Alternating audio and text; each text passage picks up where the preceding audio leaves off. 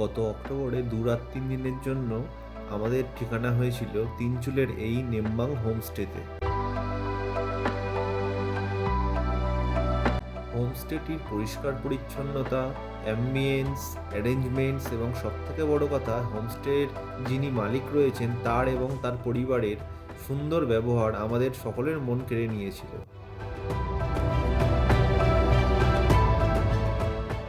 চারিদিকে রং বেরঙের ফুল ও বিভিন্ন গাছ দিয়ে সাজানোর পাশাপাশি এই হোমস্টেটির একদিকে ছিল বারবিকিউ করার জন্য বিশেষ জায়গা।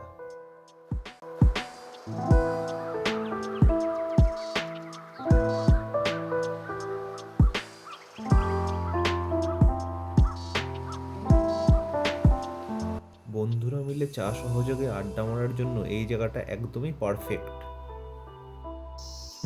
হোমস্টেটির যিনি মালিক উজ্জ্বল সুব্বা, উনি প্রত্যেক দিন সকালবেলায় এভাবেই গাছগুলির যত্ন নেন।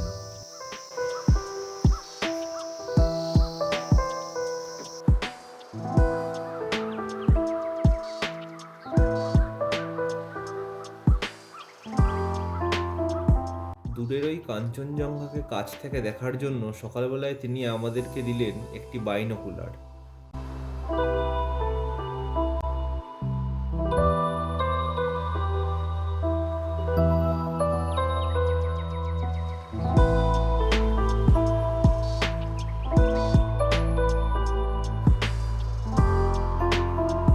দূরের ওই কাঞ্চনজঙ্ঘা, সাথে মৃদুমন্দ ঠান্ডা হাওয়া আর গরমাগরম চা ও বিস্কুট, এই কম্বিনেশন তো একমাত্র শুধু উত্তরবঙ্গেই সম্ভব, তাই না?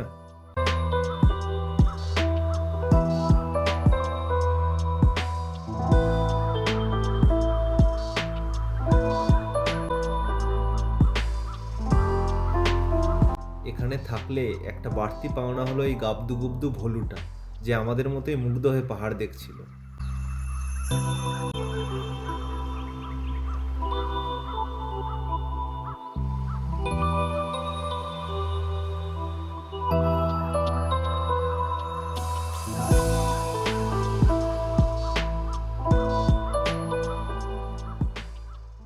হোমস্টেটির একদম পাশেই রয়েছে ওদেরই বিশাল বিস্তৃত চা বাগান, যেখানে আপনি পাহাড়ের নির্জনতা অনুভব করতে পারবেন।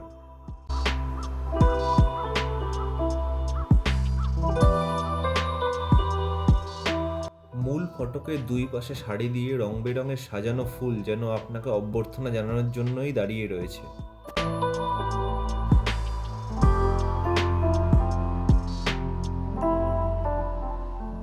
সূর্য যখন আস্তে আস্তে পশ্চিমের কোলে ঢলে পড়ছে, সেই মুহূর্তে পাহাড় থেকে মেঘ নেমে আসার দৃশ্য অকল্পনীয়।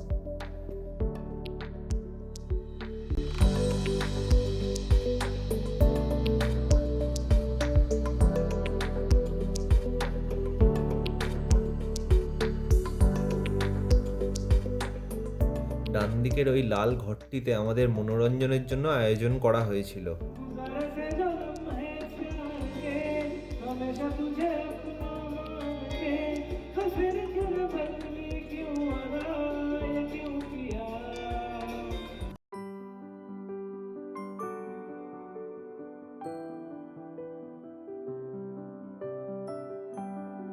হোমস্টেটির কথা বলতে গেলে সবথেকে ভালো যেটা বলতে হয় সেটা হলো এখানকার খাওয়া দাওয়া।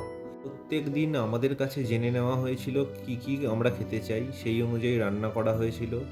সকালে ডিম সেদ্ধ থেকে শুরু করে আলুর দম, রুটি, বিভিন্ন ধরনের লাঞ্চে তরকারি, স্কোয়াশের তরকারি, নানা রকমের এখানে খাবার আয়োজন করা হয়েছিল। রাত্রিবেলায় ডাল, আলু ভাজা, চিকেন পর্যাপ্ত পরিমাণে এরা সার্ভ করে থাকেন। এক সন্ধেবেলায় আমাদের স্পেশাল অনুরোধে ওনারা মোমো তৈরি করে দিয়েছিল। সেই মোমো যে কী মোমো সে না খেলে বোঝা মুশকিল, একমাত্র উত্তরবঙ্গে গেলেই হয়তো তাদের হাতে এই মোমোটা করা সম্ভব।